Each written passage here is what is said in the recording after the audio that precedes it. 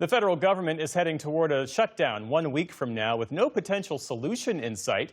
President Trump canceled a planned meeting with Democratic congressional leaders Chuck Schumer and Hakeem Jeffries, saying what they're asking for in negotiations is unserious and ridiculous. Senator Schumer joins us now from New York. It's good to see you, sir. So why do you think President Trump canceled this meeting just a day after you announced it? And is there a path forward absent a direct negotiation with him? Well, we hope there's a path forward to avoid this Trump shutdown. We've been trying for a long time to sit down first with the Republican leaders, Speaker Johnson and John Thune, and they wouldn't sit down with us, and we wondered why. And then it came out clearly 2 weeks ago. Trump said, we don't need the Democrats. We can do it on our own. Now, obviously, he doesn't know his math. You need 60 votes in the Senate. There are only 53 Republicans. So, of course, he should be sitting down. And that's what, he is derelict in his duty as president. He should be sitting down with us. He said he would. Jeffries and I requested that we sit down together. They called us up and said Thursday, 3 o'clock. And then yesterday he canceled it. And he said, yes, he said our proposals were ridiculous and radical. Well, they're not radical at all. To prevent the average American who is on ACA's health care bill from going up $5,000 a year is not radical. To try to keep so many rural hospitals which are in danger of closing is not radical. These are things the American people are totally on our side. The so-called BBB, Big Beautiful Bill, which is a big ugly bill, Americans don't like it. 68% of Americans don't like it. Just about every Democrat. Two-thirds, up to two-thirds or three-quarters of independents, depending on which poll you look at, and even a third of Republicans. So, of course, he should sit down with us. And let me say one more thing on this, Jeff. He's derelict. When I was majority leader for the 4 years, we never had a shutdown because I sat down with the Republican leader and we came to an agreement.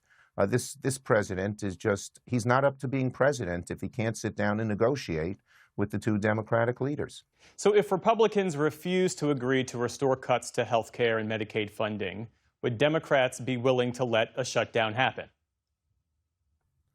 Look, I hope it doesn't come to that. We're on our front foot in 3 ways with the American people on this. First, the Republicans control the presidency, the Senate, and the House. So the average American is going to say they're in charge. They got to get this done. Second, when the American people hear that they won't even negotiate with us, they're appalled.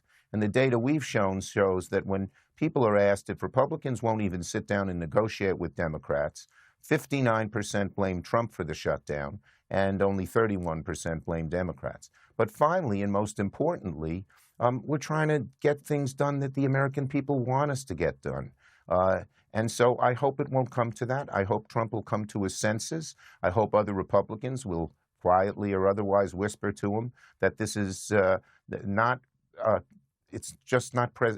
what a president should do. It's not how the government should function. In March of 2025, you joined several Democrats in voting to avoid a shutdown. And you said on this program at the time that as bad as that spending bill was, this is a quote, a shutdown would be 15, 20 times worse. What's different this time around? 3 things are different. One, we've seen how bad, and the American people have seen how bad Trump's policies are. They are just, people are saying that Trump is not doing anything he wants. They're angry with Trump because of higher costs. Some of it's the tariffs, some of it's what he did with electric rates, but a lot of it is due to health care. So that's a lot different than it was then. Second, they have shown that they're willing to go around the law if we don't stop them from that. And they've had these rescissions, they've had these impoundments, and they've just illegally, in certain ways, not funded the government, and that's even without a shutdown. And third, we Democrats are united now. We are totally united in saying we want to sit down, we want to negotiate. We're not going to get everything we want. They're not going to get everything they want. But to help deal with the chaos in health care caused by this big so-called beautiful bill. And to what degree are you feeling pressure from Democrats who say that elected leaders should hold firm and fight? Look, the bottom line is the overwhelming majority of Democrats, both House and Senate, are united on what on the fact that health care is a mess and we have to fix it. And my caucus, and I believe the House caucus, is just appalled that the Republicans won't even sit down and negotiate with us. So it's not pressure from one group or another. It's sort of a universal feeling that what they're doing is totally, totally derelict. And if there is a shutdown, it's going to be a Trump shutdown on their shoulders. Who doesn't sit down and try to talk and work this out? Only people who don't really know how to be a president. We'll sit down anywhere with them, Jeff. We'll go to a golf course and sit down with them. We'll do anything to try and get something. We'll go anywhere, rather, to try and sit down and come up with an agreement. We're going to fight for health care, of course, in that. But they're just totally derelict, Trump is, in his responsibilities. If the American people know it, and they will know that if, God forbid, there's a shutdown, it's a Trump shutdown, because he won't even talk to us. If a shutdown occurs, what direct consequences should the American public expect? Well, look, that'll be, again, we hope we can avoid a shutdown. We hope that better heads will prevail. But we will fight tooth and nail if they try to use the shutdown to hurt the American people. But that's why we want to avoid it. And that's what we're doing everything we can to avoid it right now. And hopefully Trump, in the next few days, will come to his senses. You know, one of the questions I've had for you, and I'll use this occasion to ask it, Democrats are outraged by what they see as President Trump's abuse of power. But has the way he's wielded power made you rethink how Democrats should govern if you regain the White House, given the tools, the expanded executive authority, and the approach that he will have left behind? Well, look, he's done so much damage.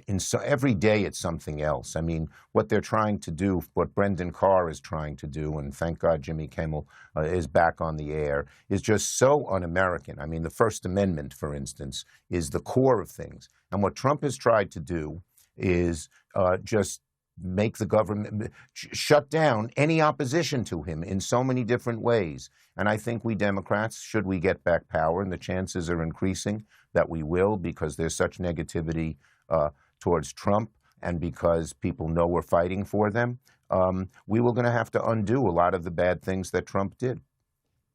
But is there any thought about what a Democratic inverse would be to all that Trump has done and likely will do in the remaining 3 years? Well, we're going to have so, when we get back even in 2026, and as I said, the odds are looking better and better that we can retake the House and retake the Senate, there are going to be so many different things to do, and we will figure out the best way to get each one done. Senate Democratic Leader Chuck Schumer, we hope you'll join us back on this program as we get closer to October 1st. Thanks for your time, sir. Thank you for having me, Jeff. Appreciate it very much.